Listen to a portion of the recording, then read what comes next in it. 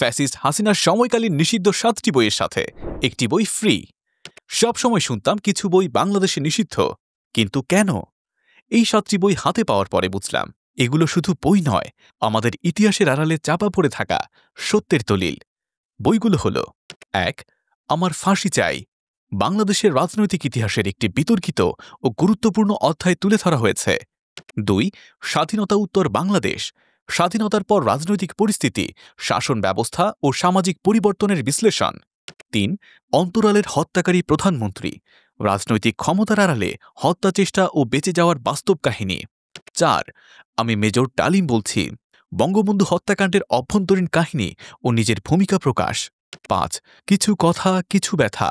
মুক্তিযুদ্ধ পরবর্তী বাস্তবতা ও 15 আগস্টের ঘটনাবলী নিয়ে প্রত্যক্ষ বর্ণনা। 6. যা দেখেছি, যা বুঝেছি, যা করেছি। মুক্তিযুদ্ধের অভিজ্ঞতা, যুদ্ধের কৌশল ও স্বাধীনতার পরের বাস্তবতা। 7. আয়নাঘর। 1922 থেকে 1929 সালের গল্পে বাঙালি মুসলমান সমাজের প্রতিচ্ছবি। সাথে পাচ্ছেন আব্বু এবং আমি বইটি একদম ফ্রি। বইটিতে জীবনের বাস্তব অভিজ্ঞতা ও মানবিক আবেগকে সহজ ভাষায় তুলে ধরা হয়েছে। বইগুলোতে রয়েছে অবিশ্বাস্য কিছু সত্য, যেগুলো না জানলে আপনি ইতিহাসের বড় অংশ মিস করবেন।